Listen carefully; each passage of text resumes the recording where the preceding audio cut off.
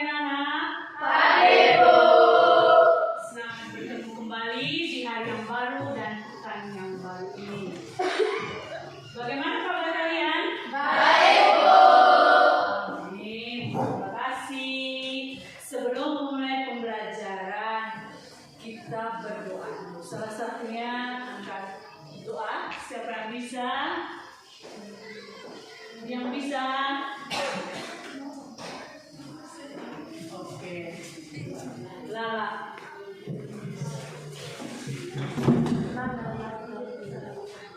Jika saya memberi sesuatu, berdoa sama-sama katakan. Silakan dulu anak-anak. Terima kasih untuk Lala yang membawakan doa pagi ini sebelum mulai pembelajaran. Baik.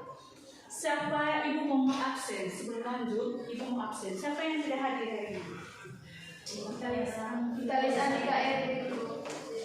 Vitalis Andika Erwin. Kenapa sakit ya? Sakit, Bu. Terus Stefan, siapa lagi? Stefan Sylvie bisa dulu, Bu. Oke. Terus Gregorius Nyoman. Nyoman masih sakit ya? Iya, Bu.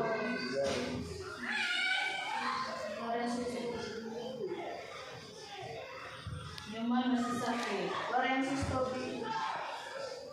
Tobi juga. Iya, Bu. Gregorius Nyoman masih sakit. Tobi sakit. Lorenzus Tobi juga sakit. Samuel.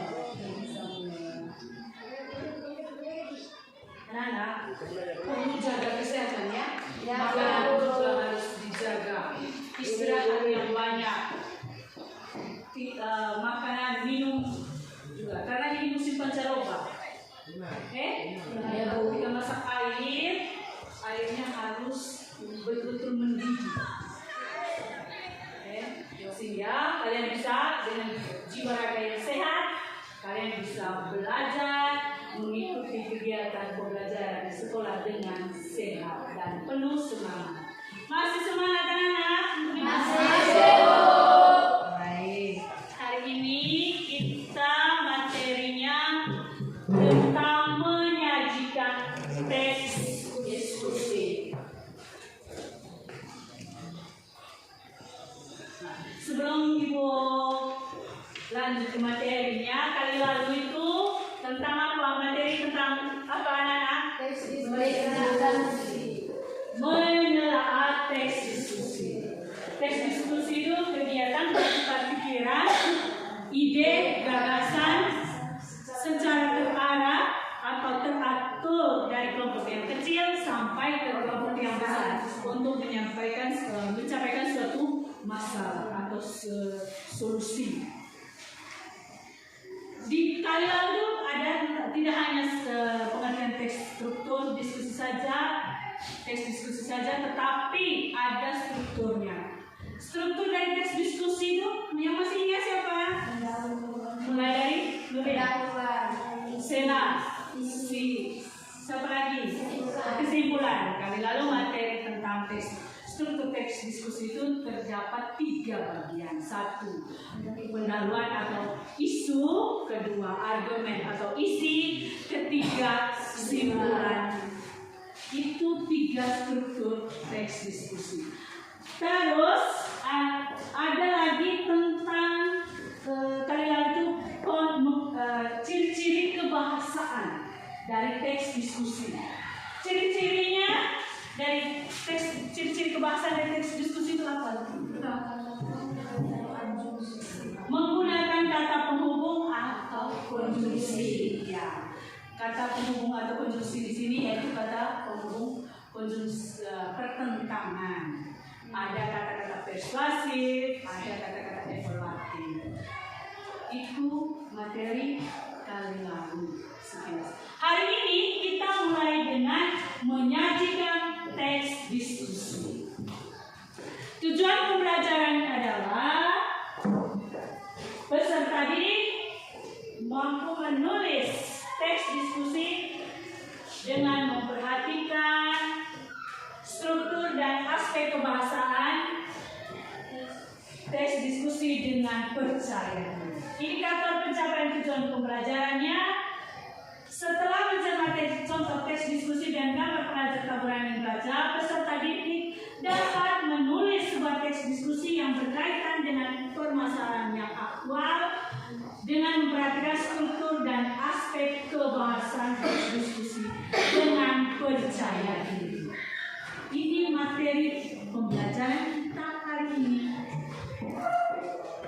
Anak-anak, manfaat ketika melakukan diskusi bagi kehidupan sehari-hari itu apa? Berarti berbicara. Satu orang, Evi, melatih berbicara. Mungkin yang lain lagi, angkat tangan, Bulan. Bertukar pendapat. Bertukar pendapat. Yang lain lagi, semangat anak-anak. Menemukan ide. Menemukan ide. Atau solusi. Mencari solusi. Itu manfaatnya. Lanjut, Ibu Lanjutan, mungkin ada pertanyaan. Ya, di belakang. Apa hal-hal yang perlu diperhatikan ketika menentukan masa untuk berdiskusi? Apa hal-hal yang perlu diperhatikan ketika menentukan hal-hal yang berdiskusi? Mungkin ada yang mau menjawab? Siapa? Arman. 1. Menarik dan halayak. 2. Sesuai dengan kapasitas pengetahuan. 3. Memiliki kejelasan. 4. Sesuai dengan waktu dan suasana. Oke. Pertama, menarik halayak. Harus sesuai dengan kapasitas peserta. Terus harus sesuai dengan waktu. Waktu untuk berdiskusi.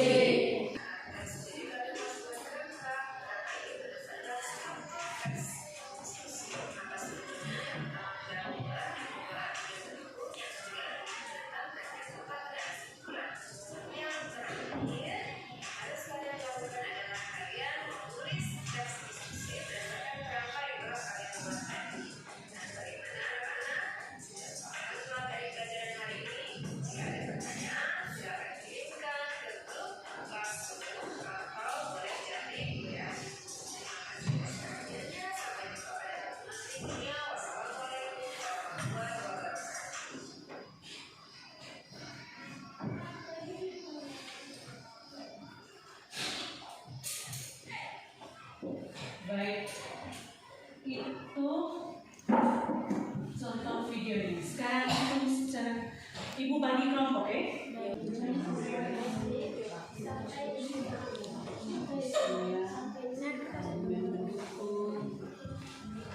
Kamu pilih gambar A. Itu kan tentang tawuran, toh?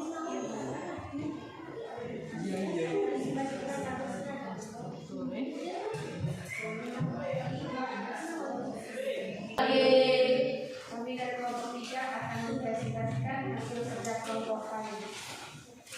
Seragam sekolah adalah sebuah identitas. Isu. Mantan Menteri Pendidikan terdahulu mempunyai rencana menghapus seragam sekolah. Berarti tidak ada lagi ketentuan siswa sekolah menggunakan seragam. Jika rencana tersebut terrealisasi dan ditaati, sekolah-sekolah tidak ada lagi seragam sekolah. Sedangkan seragam sekolah adalah sebuah identitas. B. Pendapat pendukung. Adanya seragam sekolah dimaksudkan untuk menghilangkan perbedaan antara siswa yang satu dengan siswa yang lainnya. Seorang siswa tidak bisa memakai baju-baju yang sangat mewah di sekolah. Siswa harus memakai seragam yang sama dengan siswa lainnya. Pendapat C. Pendapat pertentangan. Kebijakan menghapus seragam sekolah harus dipikirkan dengan baik lagi. Kebijakan ini dapat menimbulkan dampak negatif bagi siswa. Jika para siswa tidak mengenakan seragam ke sekolah, akan terjadi perbedaan yang sangat mencolok dari para siswa. Siswa yang mampu dan orang tuanya kaya raya akan memakai baju yang mewah dan membuat siswa yang kurang mampu menjadi iri. Kesimpulan, menggunakan seragam ke sekolah berkaitan dengan disiplin. Menggunakan seragam ke sekolah juga mempunyai aturan dan harus ditaati oleh siswa. Disiplin bukanlah sekadar formalitas melalui seragam sekolah, karena seragam bukanlah unsur elementer dalam pendidikan nasional. Itulah hasil presentasi kami. Mungkin ada pertanyaan dari kelompok lain? Ya, mungkin ada pertanyaan dari kelompok lain. Dari satu. Silakan kelompok satu. Satu pertanyaan, anggota kelompok. Kami dari kelompok 1 ingin memberikan pertanyaan kepada kelompok 3.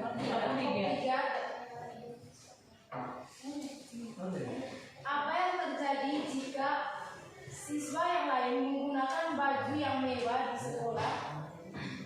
Siswa yang tidak mempunyai baju seperti itu akan menjadi iri dan merasa dirinya sangat rendah. Oke, kami dari kelompok 1 merasa puas dengan jawaban dari kelompok 3. Terima kasih kelompok 3. Mungkin ada pertanyaan lagi? Ada pertanyaan lain? Kelompok berapa? Kelompok 2. Iya, silakan kelompok 2. Kami dari kelompok 2 ingin bertanya, apa akibat jika tidak menggunakan identitas sekolah? Oke. Mungkin ya kelompok 3 mungkin ada tahu jawabannya seperti apa? Kelompok 3. Teman kelompoknya ataupun nolnya, silakan. Jika siswa sekolah pergi keluar saat jam pelajaran, masyarakat tidak akan mengenali anak ini berasal dari sekolah mana. Oke, bagaimana kelompok 2? Ada lagi dari kelompok 4. Ya, silakan kelompok 4. Apa yang terjadi jika menteri menghapus seragam sekolah? Apa yang terjadi jika menteri Menghapus seragam sekolah. Jika Pak Menteri menghapus seragam sekolah, berarti tidak ada lagi ketentuan siswa sekolah menggunakan seragam, dan mereka bebas memakai baju apa saja dan sesuai dengan keadaan mereka. Oke. Bagaimana kelompok 4? Terima Terima kasih yang sudah mempresentasikan hasil diskusi. Baik, kelompok 2. Itulah hasil presentasi dari kelompok kalian ya. Menulis teks diskusi. Menulis teks diskusi itu seperti itu. Harus ada argumennya, harus ada isu atau masalah yang diangkat. Terus harus ada argumen yang menentang, harus ada argumen mendukung dan kesimpulan. Baik. Mari kita menyimpulkan materi kita hari ini, materi pembelajaran menyajikan teks diskusi. Siapa anak-anak yang bisa menyimpulkan teks diskusi hari ini? Siapa? Siapa yang bisa menyimpulkan teks diskusinya? Oke, Sarif. Materi hari ini berkaitan dengan 3 unsur pokok yang menandai pelaksanaan suatu diskusi lisan, yaitu 1.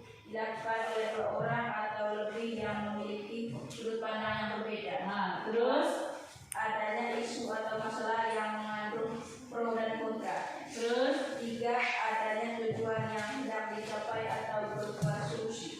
oke. Baik, itu materi, kesimpulan materi kali ini adalah hal-hal yang perlu diperhatikan dalam berdiskusi. Baik. Terus lanjut, mungkin ada yang mau menambah lagi. Apa-apa saja tadi materi hari ini? Diskusi harus sesuai dengan struktur dan kaidah kebahasaannya. Menyusun teks diskusi harus sesuai dengan kaidah dan struktur kebahasaan. Anak-anak, gimana? Harus semangat. Sehingga cita-cita yang kalian harapkan dapat tercapai. Harus semua belajar sampai di rumah, buka lagi materi yang dibahas hari ini, dibahas audio disampaikan hari ini, dibaca kembali. Nanti ibu beri catatan ya. Oke. Untuk minggu depan jangan lupa dia tadi ada penilaian sumatif. Salah satu selamat pagi untuk anak dan salah satu orangnya untuk angkat.